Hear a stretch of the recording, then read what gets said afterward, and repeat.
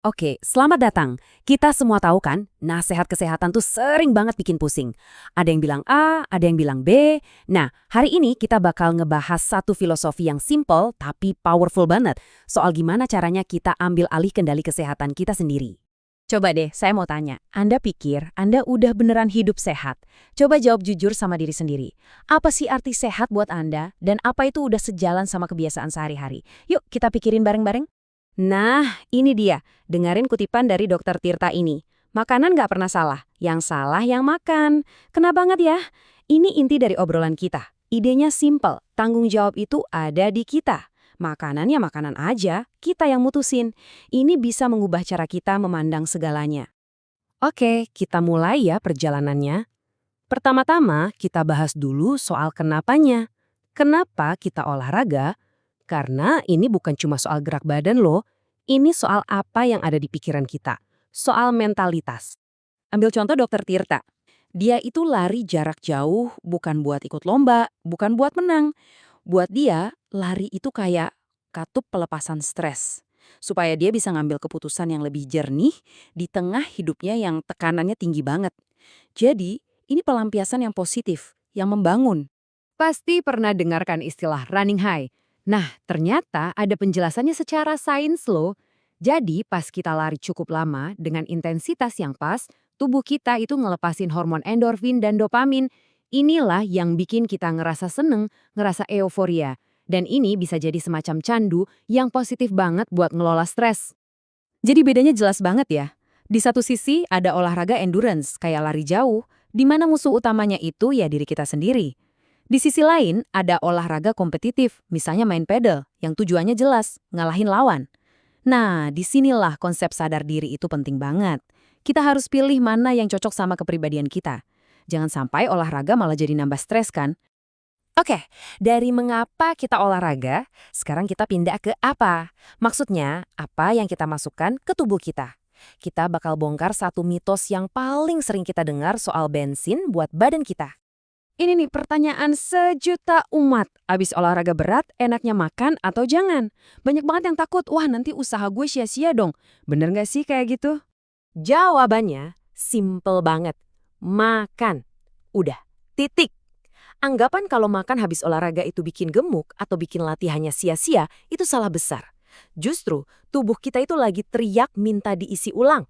Gini cara kerjanya. Simple kok. Pas kita olahraga, kita itu bakar glikogen alias gula di otot. Nah, makanan, terutama karbo dan protein, itu gunanya buat ngisi lagi tangki glikogen itu dan buat nambal serat-serat otot yang rusak. Jadi makan itu bukan musuh, tapi justru bagian paling penting dari proses pemulihan. Dan inilah inti dari semuanya. Sadar diri. Gampang banget kan? Kalau hari itu kita kebanyakan duduk, mager, ya jangan makan barbar. Tapi sebaliknya, kalau hari itu kita aktif banget, ya kita harus makan lebih banyak yang bergizi buat ngasih energi ke tubuh. Logis kan? Oke, sekarang kita geser ke topik yang sedikit lebih serius. Apa akibatnya kalau kita nggak sadar diri sama apa yang terjadi di dalam tubuh kita? Kita akan ngomongin soal hipertensi, si bahaya yang tersembunyi. Lihat angka ini, 230 per 130.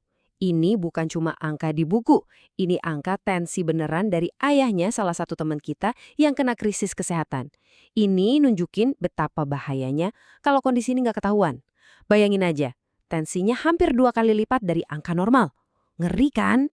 Makanya hipertensi itu sering banget dijuluki the silent killer alias si pembunuh senyap. Kenapa? Karena dia sering kali nggak ada gejalanya sama sekali. Tahu-tahu, boom, stroke atau serangan jantung.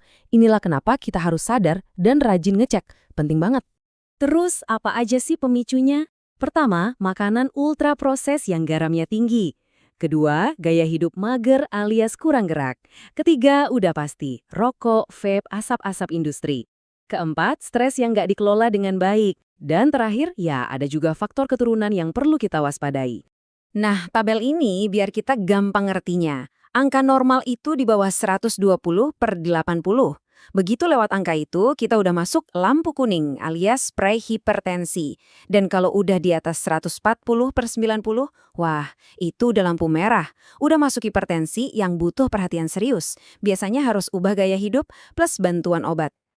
Oke, jadi dari semua yang kita bahas tadi, apa sih kesimpulannya? Yuk kita rangkum semua ini jadi satu pesan pamungkas yang intinya, kita bisa kok ngambil alih kendali kesehatan kita lewat pengetahuan. Ini nih contoh sadar diri yang paling sering kejadian. Banyak banget orang ngeluh lehernya kaku, terus langsung nuduh, wah kolesterol gue nih. Padahal seringnya penyebabnya jauh lebih simpel. Bisa jadi karena postur duduk pas kerja, posisi tidur, atau kelamaan nunduk lihat HP. Jadi jangan buru-buru jadi dokter buat diri sendiri ya. Jadi, intinya cuma ini. Kesehatan itu sebenarnya cuma soal keseimbangan sederhana. Atur apa yang masuk, yaitu makanan, sama apa yang keluar, yaitu energi. Input versus output. Udah sesimpel itu. Inilah filosofi sadar diri. Dan tanggung jawabnya ada di tangan kita masing-masing. Tapi pada akhirnya, semua obrolan ini nggak ada gunanya kalau nggak jadi tindakan nyata kan? Jadi pertanyaannya saya balikin lagi ke Anda. Setelah dengerin semua ini, apa satu langkah kecil yang bakal Anda lakuin hari ini buat jadi lebih sadar sama kesehatan Anda?